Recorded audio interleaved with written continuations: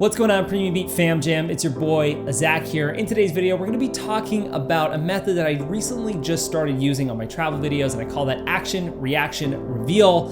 It's a really game-changing method and model that you should start implementing, or at least I started implementing to my travel videos. It makes them look super cinematic and good and makes you feel good and happy and warm inside.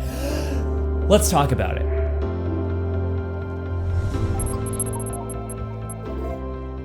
So for some of you out there filming your travel videos, maybe it's missing a certain essence to it. It's missing a certain flavor that maybe other travel videos have. And you're watching, you're like, man, like it's missing that little ingredient, that little nugget. And I've had lots of friends come up to me and say that from the travel videos that I've edited or any sort of videos that I've put together, it has a certain emotion to it. And I believe a lot of that comes from a combination of shots: action, reaction, reveal, or action, reveal, reaction. But to understand the value of these shots, let's just do an entire sequence of just action so you can understand what that means.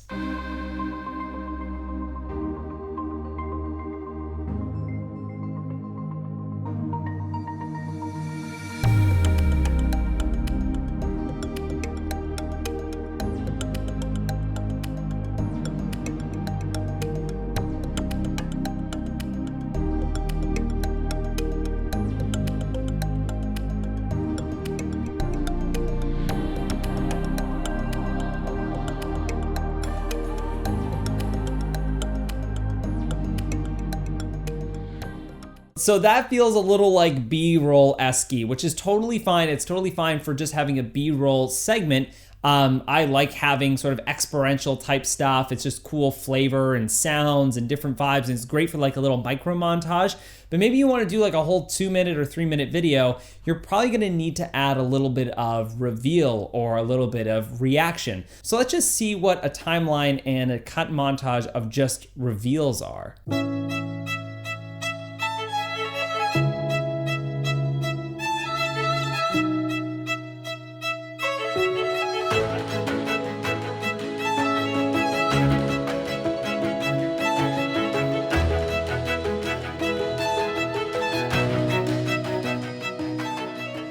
Okay, so that feels a little weird. You're literally just showing things and coming out to things, and that can play as its own sort of micro montage as well, but that is also missing an essence of probably action. So let's just do reaction shots for the fun of it.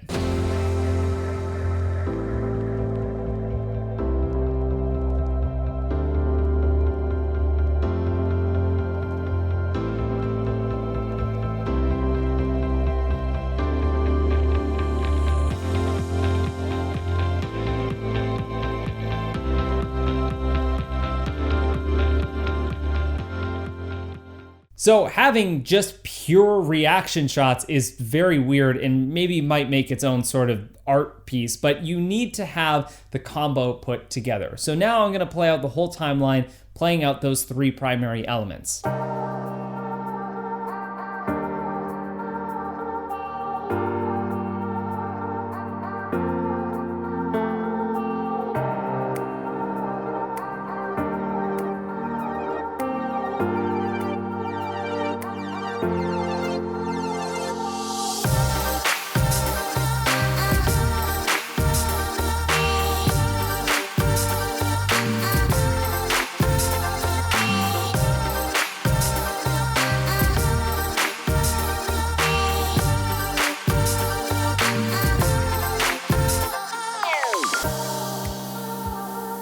Now, doesn't that feel good? Doesn't it feel good where you have like the action, reaction, reveal, and they all play sort of through this little montage type segment?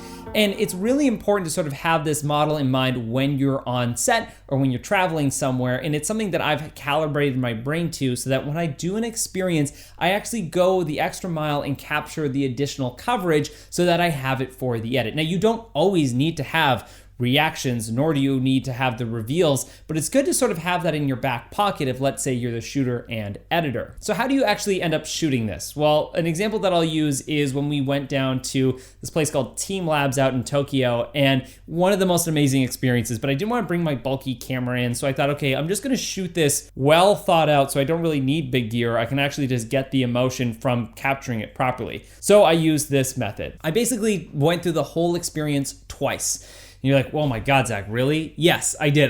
Did one experience just for myself and just capturing people's reactions. So if you're doing any sort of documentary, the first thing you want to capture is the raw reactions, which is going to happen right out the gate. So if you can save your reveals and your action shots till after, you're able to get the genuine expressions of what it felt like. So first time around through the whole space, I captured people going, oh, wow. And none of it was fake. None of it was, beefed up or whatever later, because it was actually happening. And so I did my whole pass of just capturing that and enjoying the space myself. And then I did the action reveal pass, where basically I ran through the space and captured my additional coverage that would splice together well with that. So my cool B-roll, montage-y stuff, I captured additional sort of detail shots, and really the sort of glue that stuck together everything, that really pieced everything together. And then when you go into your editing timeline, you can start to rearrange and remix these things so that they go into different patterns. You don't ever necessarily have to do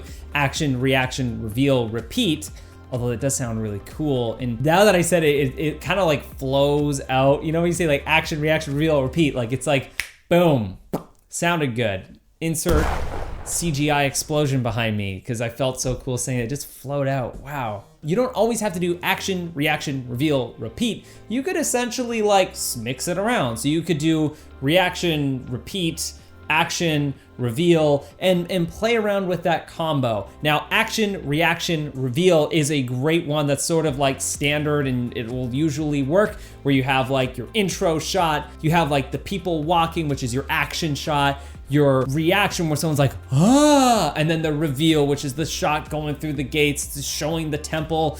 It's whatever you need to do. And then you could even like insert like a little interview in there to get people's like what they felt and thought of. But again, this is sort of a way to do this without necessarily always having audio involved, or perhaps you didn't bring your microphone, or you shot it on a GoPro or whatever. Just getting people's raw expressions of an experience can accelerate your travel video, experiential video, documentary narrative by like 90%, because the only thing that will relate us to what you did on your trip is how you felt through that. And you can convey that through with music, you can do a little bit of it with sound design, and obviously cinematography can do its fair share, but people's faces like emote so much emotion, and it's kind of silly not to get facial expressions when you're literally capturing everything else. And it might feel weird to film someone's face when really there's like amazing temple like off to the left and you're just in someone's face capturing their face, and it's bokeh in the background. You're like, I can shoot this anywhere. You're not going to shoot it anywhere else because you're not getting that real raw reaction. Trust me, I've thought of that so many times, like, oh, I'll just film them going like, wow, like on some city street back at home.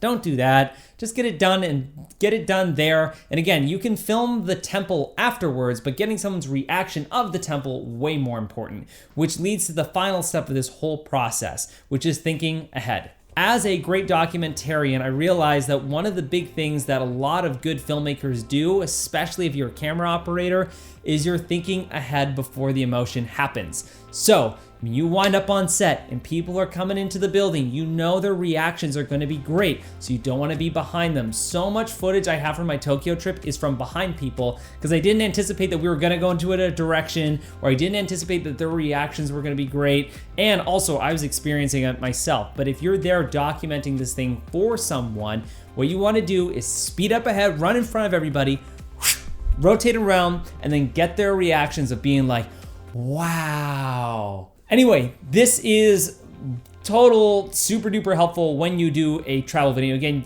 I did this on a cell phone on my trip across Canada, and it conveys it super well. And really, I actually think this is a great little game-changing hack that you can do with a lower end camera to make it feel a little bit better than, let's say, your higher end camera. Because if you're shooting, if you see like a travel video shot on like a Red Epic, an Alexa, or prime lenses, or something super cinematic, but they're not getting reactions, well, you could literally amplify your whole production by just capturing people's expressions. Total game changer for all this. Anyways, folks, that's about it. Again, using the action, reaction, reveal method within your shooting mechanism, within your editing. So remember, when you go on set and film this, make sure you film it almost in reverse order. So you're getting reaction, reveal, and action. Mostly you just get your reaction first, and then you can shoot action, reveal whenever, but just get that reaction first off, write out when you get to the place or do the thing, and then capture all your sort of additional B-roll supporting coverage, but your A-roll is people's faces, and then do your fun stuff afterwards. That is it, folks. Thank you so much for watching. Thank you guys so much for enjoying this. If you guys have a different shooting method, maybe you have a different documentation concept that you want to share, I'd love to hear that in the comment section below. Again, these are just things that I learn and figure out on my traveling trips and how I make videos like you saw at the beginning and how I can learn to improve. So again, if you guys have any sort of ideas on how to expand this and make it feel better and warmer and make travel videos a little bit more immersive, shall we say? I'd love to hear your game-changing ideas down there where people type stuff. Anyway, that's it, guys. Thank you so much for watching. I'll see you guys later. Keep making some great stuff. And if you're watching this near the end of the year, Happy New Year. It was great 2019. Or if you're watching this in 2020, oh man, I just realized that it's like 2020. Like when that comes out of your mouth, you're like, oh boy, 2020. That's the future. That's when like sci-fi movies are made. That's like when we anticipated us to be driving electric trucks that looked like a 4-year-old's drawings. Wait a minute.